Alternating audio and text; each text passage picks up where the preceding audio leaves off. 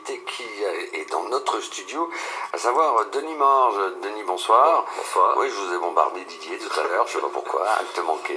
Peut-être que je pensais à un autre Didier avec qui j'ai eu une conversation il n'y a pas très longtemps. Ceci explique cela. Donc voilà, l'erreur est réparée. Denis Morge, vous êtes de l'association Maquette Club Thionvillois.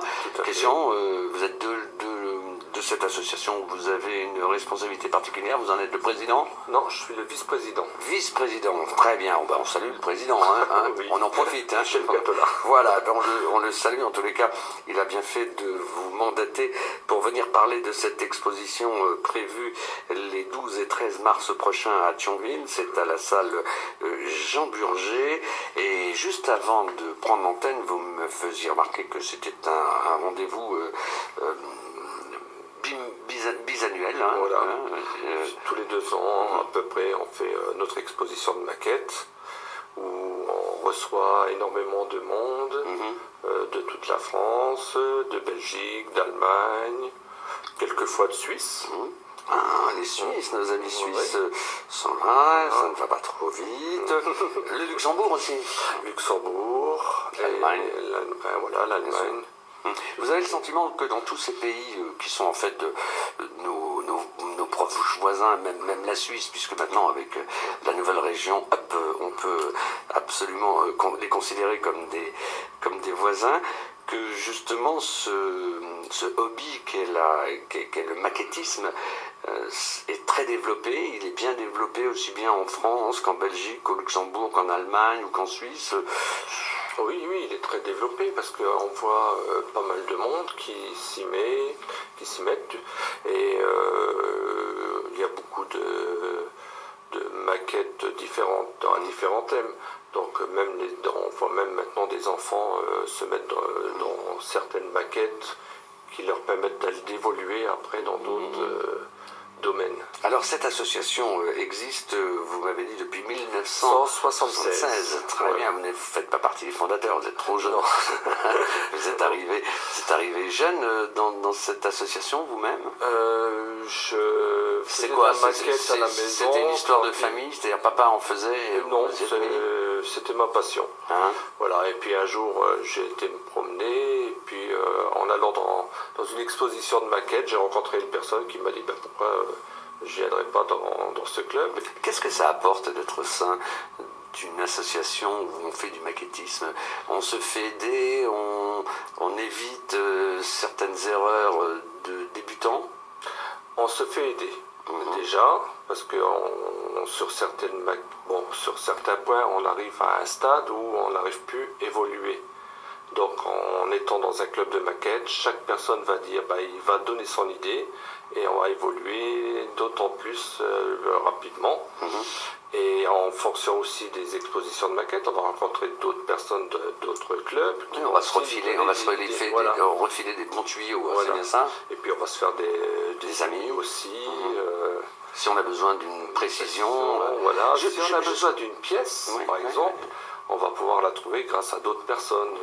Alors, précisons tout de suite que cette exposition des 12 et 13 mars prochains à Thionville, à la salle Jean Burger, est une exposition de maquettes statiques. Maquettes statiques, c'est-à-dire qu'on n'aura pas d'aéromodélisme, de voitures radiocommandées. C'est vraiment la maquette statique. On parle d'une maquette en plastique qu'on achète du genre, en France c'était les marques Keller, bien sûr, voilà, et après on va faire des dioramas où on va la représenter. Alors donc on la remet dans son contexte, dans son contexte. C'est-à-dire qu'on va faire une belle base avec des arbres. Alors il y a le premier stade qui à mon avis est cette maquette que l'on achète dans un magasin. Donc les pièces sont toutes prédécoupées, on suit le schéma de montage, s'il y a de la peinture à faire, on la fait parce qu'à l'intérieur de la petite boîte, on y trouve de la peinture. Pas tout le temps. Pas tout le temps. Alors, justement, et alors, si on a besoin de peinture, on fait comment alors? En fonction de la boîte, on va avoir une notice de montage. Sur la notice de montage, on va avoir des numéros qui vont correspondre à des types de peinture. Des références. Des références de peinture. Donc là, il va falloir aller à Hobby 57, par exemple, à Metz ou Speedway. C'est des vendeurs de maquettes. Oui, c'est des magasins très spécialisés. Oui. Là, il y aura les différents types de peinture. Autre chose, est-ce que c'est moins, comment dirais-je, moins intéressant de travailler sur une maquette qui est déjà pré-découpée, où on a juste à ajuster certaines pièces, ou alors est-ce que, comment dirais-je, le stade ultime du maquettiste, c'est de passer au stade supérieur, c'est-à-dire de fabriquer soi-même sa maquette pour arriver à sortir, je sais pas moi, un galion du XVIIIe siècle ou un avion mythique des années 40. Alors, on va partir sur une maquette, une base d'une maquette, et la personne qui va vouloir la faire évoluer va vouloir la super détailler. Donc il existe des kits de détaillage en plus pour faire des avions avec le moteur ouvert, un cockpit tout détaillé. Avec tous les petits détails, le manche à balai. Déjà dans la maquette, c'est à la base. Mais on peut avoir des maquettes qui sont basiques. Et on va acheter un kit de détaillage encore plus donc on va rajouter les petits détails qui font que c'est encore plus vrai que nature, quasiment. Et une personne qui va vouloir faire une maquette par rapport au réel, va aller chercher de la documentation, et il va par exemple garder une pièce de la maquette et il va refaire toutes les pièces lui-même. On va prendre en exagérant des gobelets de plastique, et on va les découper, on va former des ailes. Justement, on apprend, j'imagine, des choses si on en a envie. Si par exemple on se lance dans la maquette d'un bateau de pêche ou d'un avion de la Seconde Guerre mondiale ou de la Première Guerre mondiale et qu'on cherche de la documentation, obligatoirement, on rentre à la fois dans la petite et dans la grande histoire. Oui, tout à fait. Donc on va aller chercher sur Internet, sur des sites dédiés, ou des sites historiques. Voilà, des sites historiques où on va pouvoir trouver des plans, comment je pourrais dire ça ? Par exemple, sur un avion, les avions sont immatriculés. Voilà, on peut récupérer, grâce à une photo, une immatriculation qu'on va pouvoir appliquer à son avion. Voilà. Par exemple. Et il existe des feuilles, des calques vierges, où on va imprimer dessus et on va pouvoir refaire le décalcomanie par rapport à l'avion qu'on veut. Est-ce que ce n'est pas un hobby envahissant du lundi au lundi? Non, c'est pas envahissant. Bon, pour ma part, pour moi, c'est pas envahissant. Vous faites quoi, vous, justement? Moi, je fais un peu de tout. Je fais de la science-fiction, de l'aviation, de la voiture. Alors, quand vous dites science-fiction, c'est par exemple les personnages de Star Wars ou d'autres choses? Un exemple, j'ai le vaisseau de Cosmos 1999. Là, j'ai gardé juste le nez du vaisseau, mais j'ai refait toute la maquette vous-même par rapport à ce que j'avais sur Internet. Parce que ça ne correspondait pas à la maquette qui est vendue dans le commerce. Voilà. C'est extraordinaire. Qu'est-ce que vous avez d'autre encore? J'ai le sous-marin de voyage au fond des mers. C'est une maquette qui est assez grande, qui fait un peu plus, avec le socle, 1 mètre de long, avec tous les ordinateurs d'illuminés à l'intérieur. J'ai des vaisseaux de Star Trek, des vaisseaux de Star Wars. Et là, maintenant, je me suis lancé dans un autre projet, c'est du steampunk. Alors, maquette steampunk. C'est de la mode rétro-future. C'est-à-dire, on part sur l'idée de la Ligue des Gentlemen extraordinaires. Oui, absolument, oui. Faire des véhicules dans le genre-là, avec prendre une voiture et puis l'améliorer avec des petits détails qui rappellent l'époque de la vapeur, tout ça. Alors, vous stockez ça où? Parce que si j'ai bien compris, on construit la maquette, mais après on met la maison autour. Oui, certaines manières, oui. Bon, pour ma part, c'est dans des cartons.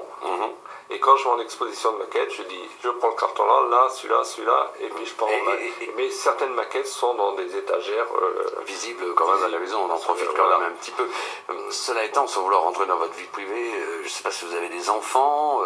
Est-ce que les enfants ont le droit de toucher avec les yeux, uniquement avec les yeux? Ma fille a le droit d'y toucher. Elle m'a même fait déjà une peinture sur une voiture. Donc vous l'avez entraîné un petit peu dans un votre... petit peu, mais elle n'a pas vraiment envie de faire ça. Elle préfère le manga. Une vertu à mon avis qu'il faut avoir, c'est énormément de patience. Oui, il faut avoir de la patience, mais c'est quelque chose qui s'apprend. Alors justement, quelles sont les qualités? Il y a la patience, sans doute, pour arriver à comment dirais-je, faire coïncider des toutes petites pièces, surtout, en plus si on les découpe soi-même, si on les fabrique. Bien travailler la maquette avant de coller tout ça, parce que sinon ça va pas... Bien étudier aussi, j'imagine. Bien étudier sur déjà, le papier ou sur Internet, bien sûr. On étudie déjà bien la maquette avant de l'attaquer. On va s'attaquer à une maquette qu'on est capable de faire, et pas s'attaquer à quelque chose tout de suite de trop gros. Et puis voilà, c'est juste de la patience, et puis prendre son temps, et quand on n'arrive plus, on met de côté.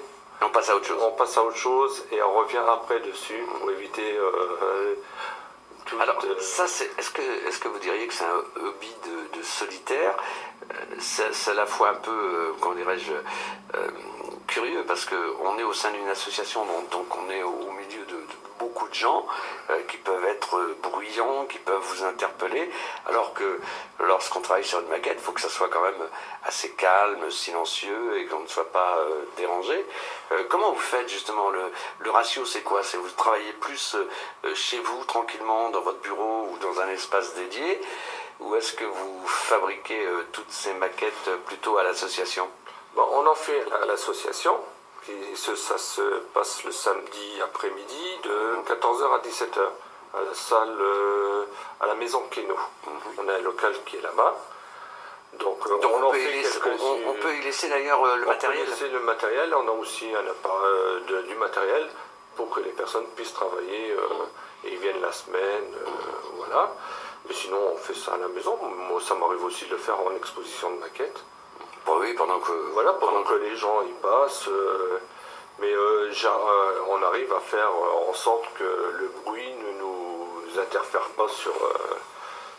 Alors il y a une chose aussi à laquelle je pense, vous avez commencé jeune, hein, j'imagine, à vous lancer dans le maquettisme, et à l'époque il n'y avait pas Internet, donc je ne veux pas vous vieillir en même temps, mais si vous voulez, ça fonctionne très très bien depuis les années 2000. Oui. Hein, c'est vraiment devenu un outil vraiment commun que d'aller puiser des informations sur Internet. Comment on faisait avant?